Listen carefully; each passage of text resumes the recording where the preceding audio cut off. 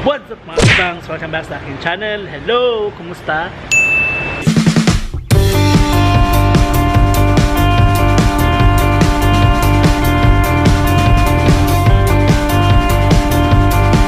Ayan, so wala na akong bangs. Ewan ko kung paano to. Ayan, so today's video, meron akong challenge na gagawin. So today, ang challenge natin is I will speak Korean for the whole day. Yes, you heard it right, Korean language. So I've been learning Korean language for quite some time na. So disclaimer guys, I'm not a native speaker, and if you want to correct my Korean, just comment down below. Okay, let's start. 안녕하세요 여러분, 내 채널을 환영합니다. 오늘도 전에 한국어 말하려고 내력 할 거예요.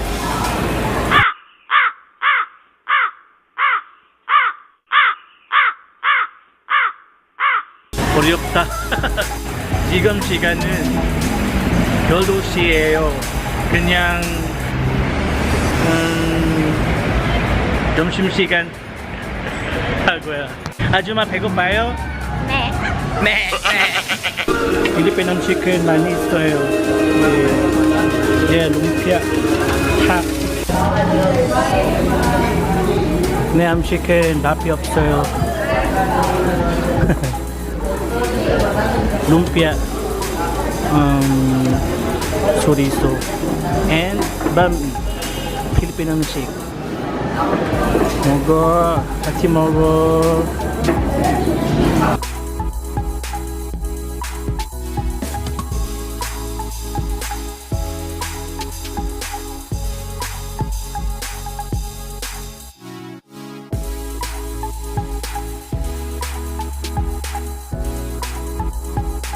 괜찮아? 괜찮아. 어때요? wala ko na usa. 아이스크림, 딸기, 초코, 바닐라. 난 바닐라. 바닐라 아이스크림 좋아요. 맛있어요. 우리는 사무실에 돌아가요. 오늘 날씨가 정말 좋아. 한국어를 정말 어렵다. 어렵다. 안녕 여러분. 지금 시간에 4시에요. 한시라. 우리는 다시 먹었는데요. 필리핀 사람은 많이 먹었는데, 왜냐하면 우리는 사무실에 정말 바빴는데 이랍. 지금 메뉴는 쇼파오 그리고 쇼마이. 종 음식. 예, 차이니즈.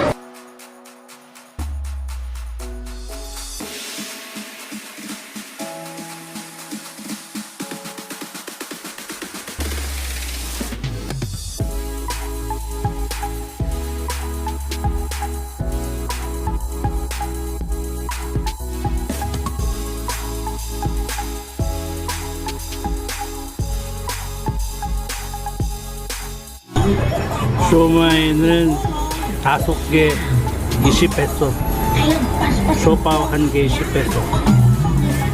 안녕. 바이바이. 바쁜 하루를 보내서 오늘은 빨리 퇴근하고 싶어요.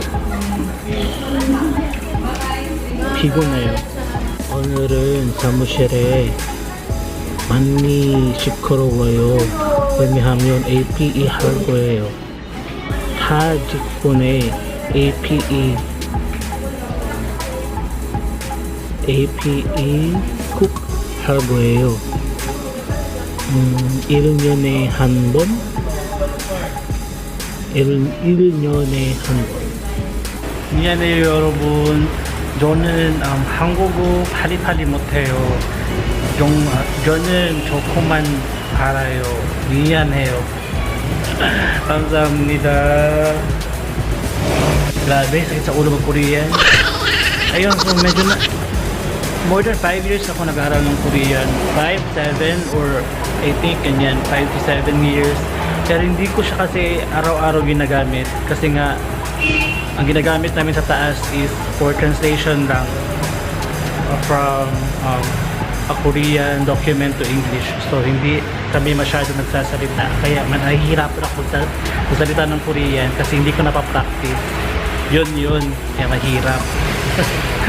Anyways, naatay ko yung friend ko kasi magbibigay siya ng sample sa akin ng AP24 na toothpaste. Gagawan ko siya ng review, siguro mga 1 week. And ipopost ko siya sa vlog very soon. Kasi I think maganda daw yun sa ipin. Ayan. Masyadong yellow na ipin ko. Try natin yung namaya. Okay ba? Ay, natay ko na lang siya para makauwi na ako kasi gutom na ako. Nasa baba na daw siya. Tara. Ito siya banda.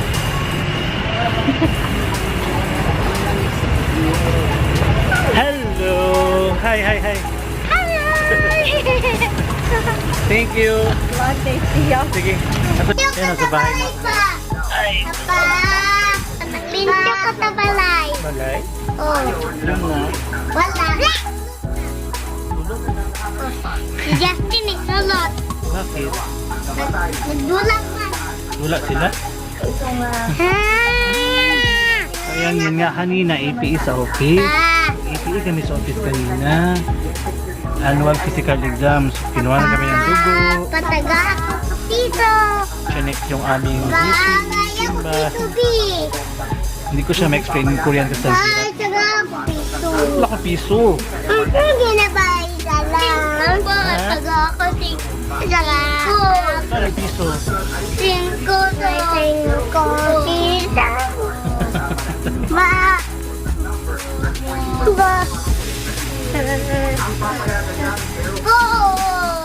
Singko daw. Anuhin ang piso? Singko ba? Anuhin ang 5? Singko ako. Singko ako. Ayun sa bag. Ha? Nasa bag. Yay! Ikulit na gutupan. Silpon sa titi sa titi. Ano naman? Dili lagi mapantukuha. Yes, yes. Ayun ako nga. Pa, diri oh. Ayan, so kanina nag-EPE kami sa office. So, annual physical exam. Okay. Once a year yan siya ginagawa sa amin.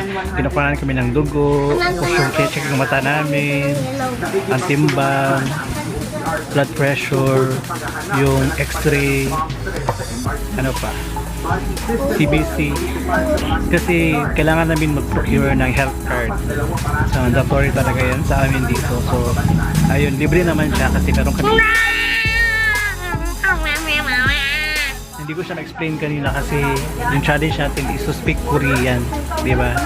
For whole day. Pero hindi ako survive kasi ang hirap talaga mag-Korean, guys. Lalo na nasa Pilipinas ka, tsaka yung makausap ko is nag-i-Bisaya o nasa Tagalog. Ang hirap pakipag-usap. Wow, lalo tingko. Pila magkikuha? Tingko ako. Ising ko dali lain na. Dito ni Bria Pinelo. Wala sa yelo, nasa bag. Tanaw sila long. Hindi sila ng 5 kasi bibili sa labas. Sila long. Hindi ko hindi na pumisa.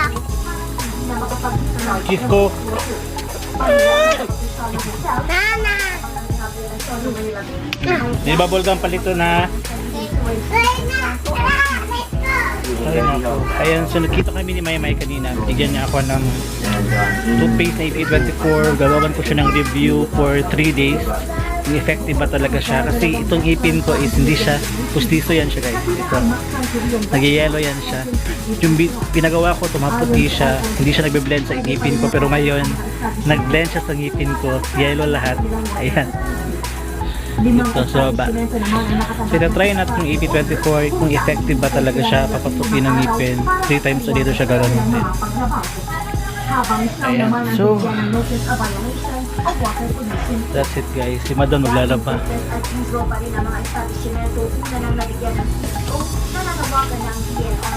Ngayon, ABCD.